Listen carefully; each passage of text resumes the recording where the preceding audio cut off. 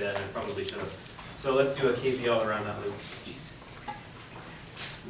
What we end up with is negative 1.98 plus 15K times IB.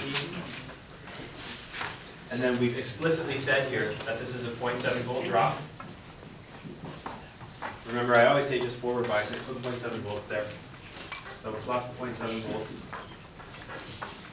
Plus, now this is where we're going to put a beta plus 1 times IB.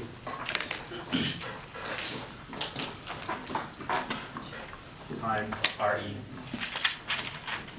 equals 0. What was RE? 1.2K. So I could actually just plug that in.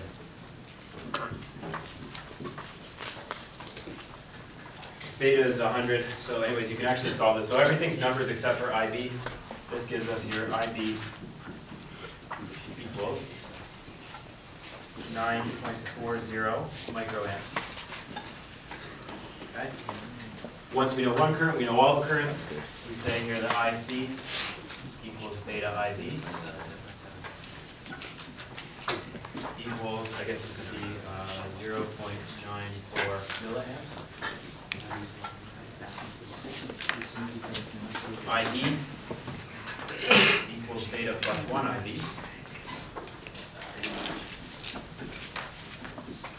equals 0.949 milliamps. Or they have it as microamps in the solution. Okay, I know all my currents, I can get all my voltages. I need to find the voltage across here, the voltage across here, and then I'll add 0.7 volts to get to that voltage there.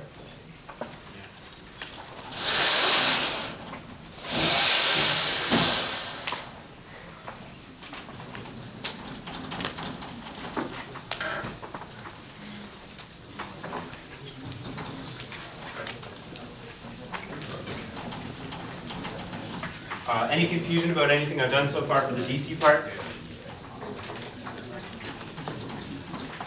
Yeah, I think this is the third one we've looked at. We looked at a whole bunch for DC. Actually, small signal, I think we've done 2. We did it in theory, and then we did it for numbers, so we do it for numbers again in a minute. So now we've got those 3 currents, we need to find the 3 voltages. The first one, yeah, okay, so the first one here we can do, I prefer to work from the bottom up. You can do it because you know IB, you can step from here over here. I prefer to work from ground up when I'm trying to figure stuff out.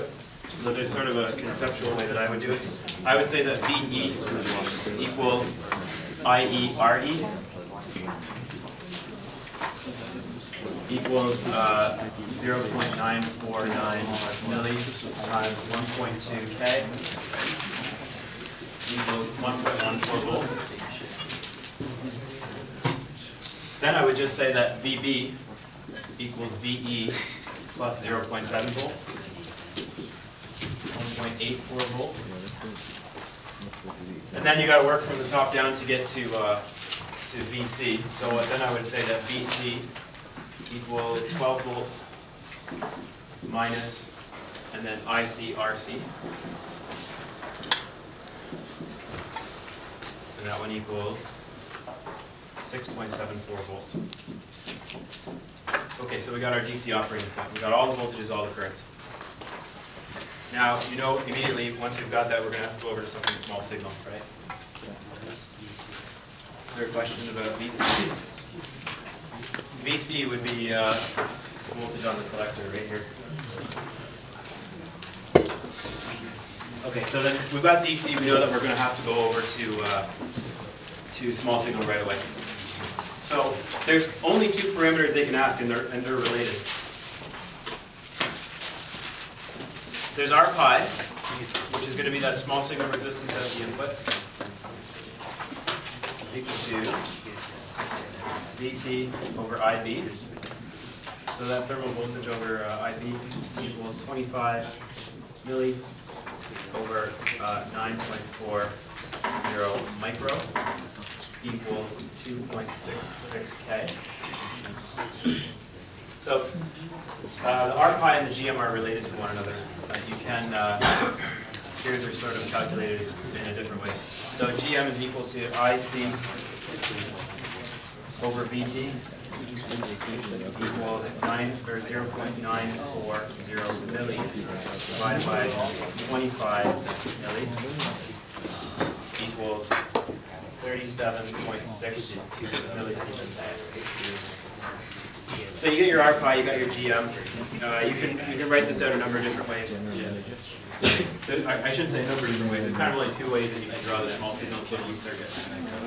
So when we draw the small signal equivalent circuit, we're going to get rid of all of our capacitors, we're going to short them out, and we're going to replace that transistor with the small signal model where you've got the RPi at the base, and you've got that dependent current source between C and E.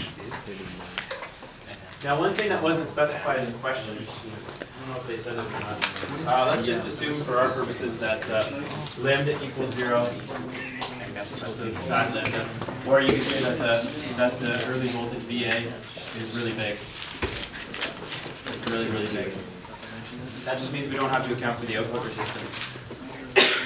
So here's what I would do. I would say, so the question explicitly says, draw the small signal model of the circuit between V1 and V2. So we're not going to account for the signal source of the load just yet. So here we've got plus minus V1. We've got RB1. Or we can put RBV because we already calculated that. RB2.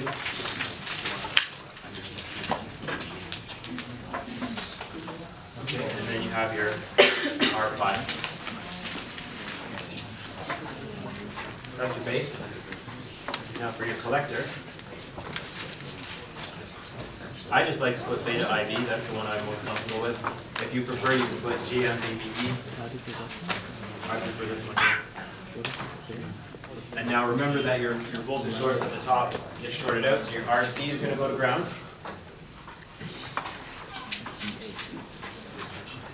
And RE is taken out of the picture because of that capacitor CE gets rid of that. And so I think that's it, right? And then we have plus minus V2. So that would get you full mark for that one. And the question explicitly said calculate RPi and GM. I should have mentioned that.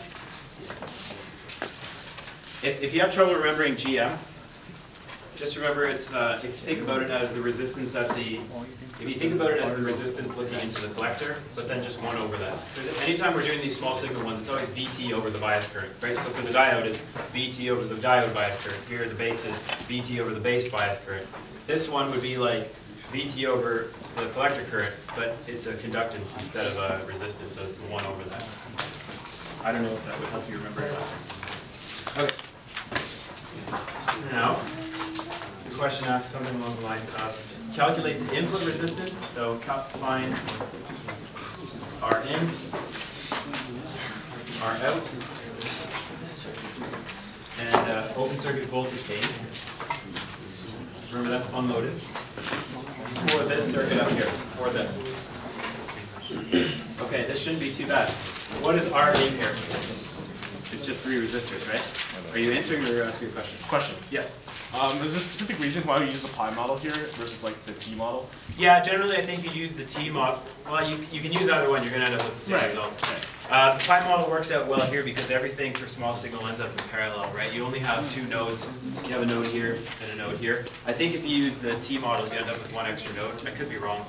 Just thinking off the top of my head, I think you would end up with 1 extra node. I think. I could be wrong. They're computationally equivalent. You would end up with the exact same number. I think that the T model is more handy if you're doing a common base configuration.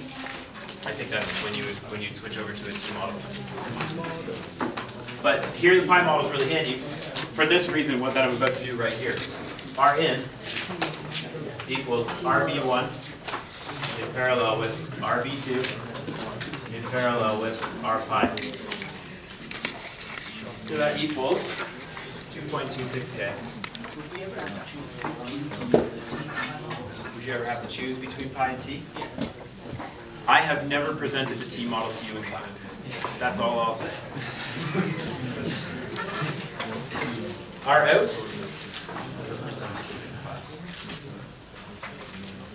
R out is just that resistor, right? So if we leave everything open circuited over here, there's no current going through the base. Therefore, this thing's off.